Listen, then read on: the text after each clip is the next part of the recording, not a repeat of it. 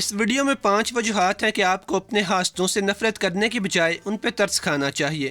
یہ وہ وجوہات ہیں جن کے بارے میں شاید آپ نے کبھی بھی نہ سوچا ہو، لیکن اپنے حاسدوں اور نیگیٹو لوگوں کے بارے میں سوچتے ہوئے شاید اپنا ڈھیر سارا ٹائم ضائع کیا ہو۔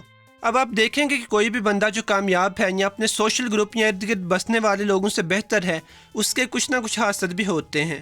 حتیٰ کہ اچھے اور نیک لوگ جو کسی سے کوئی واسطہ نہیں رکھتے، ان لوگوں سے بھی نفرت کرنے والے پیدا ہو جاتے ہیں۔ کافی عرصہ پہلے میں نے انٹرنیٹ پہ ایدی صاحب کے بارے میں کسی پوسٹ کے نیچے کمنٹ پڑھا تھا، جو مجھے سارا تو یاد نہیں، لیکن ایک جملہ جو مجھے ابھی تک یاد ہے وہ یہ تھا کہ یہ بندہ لوگوں سے پیسے مانگ کے دوسروں کی مدد کرتا ہے نا، اس میں کون سی بڑی بات ہے۔ تو اس قسم کے لوگ جو اپنے فون کی اسکرینوں کے پیچھے بیٹھ کے دوسروں کو برا کہتے ہیں یا دوسرے لوگوں کے ان کاموں کے بارے میں تنقید کرتے ہیں جن کاموں کا انہیں کچھ تجربہ ہی نہیں اور نہ ہی کبھی انہوں نے اس کام میں حصہ لیا ہے، تو اس قسم کے لوگوں کی حالت اور ذہنیت انتہائی قابل رحم ہوتی ہے۔ ان لوگوں پہ ترس کھانا چاہیے کہ ان لوگوں کے پاس اپنے بارے میں اچھا محسوس کرنے کے لیے واحد ذریعہ یہ ہوتا ہے کہ دوسروں کے بارے میں باتیں کریں، تنقید کریں یا پھر ان کی بے عزتی کریں۔ ان لوگوں پہ ترس کھانا چاہیے کہ یقیناً یہ لوگ اپنے وجود کو پسند نہیں کرتے اور دوسروں سے کم تر سمجھتے ہیں اور اپنی کسی کوالٹی کی بیس پہ اپنے بارے میں اچھا محسوس کرنے سے قاصر ہیں اور اسی لیے دوسروں کی ٹانگیں کھینچنے کی ضرورت محسوس کرتے ہیں۔ تو اس ویڈیو میں 5 وجوہات ہیں جو سننے کے بعد آپ حاسدوں اور نفرت کرنے والے لوگوں کے بارے میں بالکل ایک ڈیفرنٹ اینگل سے سوچیں گے اور ان لوگوں کی باتوں اور بکواس کا اثر کم سے کم لیں گے۔ اگر آپ اس چینل پر نئے ہیں تو مزید ویڈیوز دیکھنے کے لیے چینل کو سبسکرائب کر لیں۔ نمبر 5، اگر کسی حاسدیاں تنقید کرنے والے کے پاس آپ سے زیادہ نالج ہوتا یا پھر وہ آپ سے بہتر ہوتا تو یقیناً وہ آپ کو نیچا دکھانے اور آپ سے بہتر محسوس کرنے کے لیے آپ پہ کیچڑ نہ اچھالتا۔ اصل میں ایسے لوگ محنت کرنے اور اپنے ہاتھ پاؤں ہلانے کی بجائے دوسروں پہ تنقید کرنے کے ایکسپرٹ ہوتے ہیں، اور ایسا ان کی فیملی میں چلتا ہے، ان کے گھروں میں بھی ایسا ہی ہوتا ہے۔ یا پھر یہ لوگ ان دوستوں میں اٹھتے بیٹھتے ہیں جو دوسرے لوگوں کی باتیں کرنے اور ایک دوسرے کو نیچا دکھانے میں لگے رہتے ہیں۔ آپ کے دوستوں میں سے کوئی بھی لڑکا یا لڑکی جن کے گھر کی عورتیں چگلیاں نہیں کرتی اور پازیٹیو ہیں، آپ دیکھیں گے کہ آپ کے ایسے دوست بھی اچھے اور پازیٹیو ہیں۔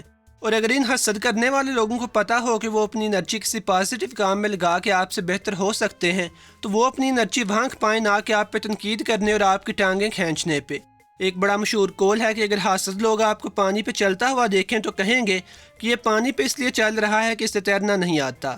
نمبر 4، یہ لوگ حسد اس لیے کرتے ہیں کہ یہ لوگ اپنی زندگی کے ساتھ خوش نہیں ہیں۔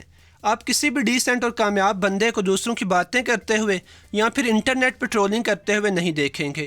ایک بندہ جو اپنی ڈیلی روٹین میں سے ٹائم نکالتا ہے تاکہ دوسرے لوگوں کی زندگیوں پہ کیچڑ اچھال سکے، یقیناً اپنی زندگی کے ساتھ خوش نہیں ہوگا۔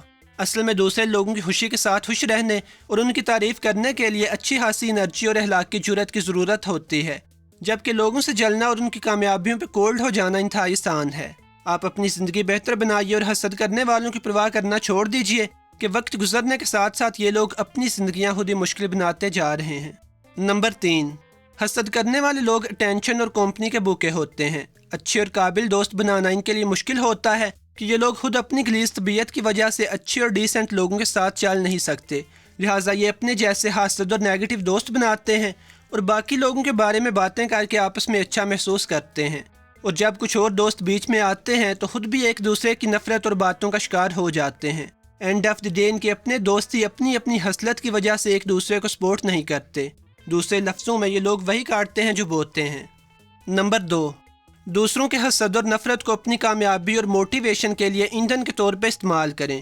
خصوصاً اگر آپ اس قسم کا ایٹیٹیوڈ رکھتے ہیں کہ جو لوگ آپ پہ یقین نہیں کرتے انہیں جھوٹا کر کے ہی چھوڑیں گے، تو حسد کرنے والے لوگ آپ کے لیے پازیٹیو انرجی اور موٹیویشن کا ذریعہ ہو سکتے ہیں۔ اصل میں جیلس لوگوں اور ہیٹرز کا آپ کی زندگی میں ہونا اس بات کا سگنل ہے کہ آپ اپنی زندگی میں اوپر جا رہے ہیں۔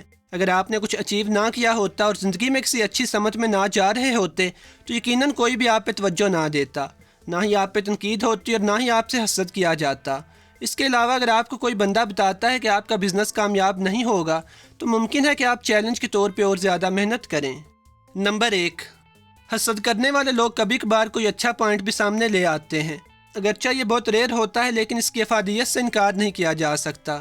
بعض اوقات جیلس لوگ کسی ایسی چیز کی نشاندہی کر دیتے ہیں جس پہ توجہ دینے سے آپ کو اپنے فالٹ کا پتہ چل جاتا ہے اور آپ اسے کور کر لیتے ہیں۔ اس میں کئی بڑی حامیوں سے لے کے ٹائپنگ اور تلفظ تک کی غلطیاں آ جاتی ہیں۔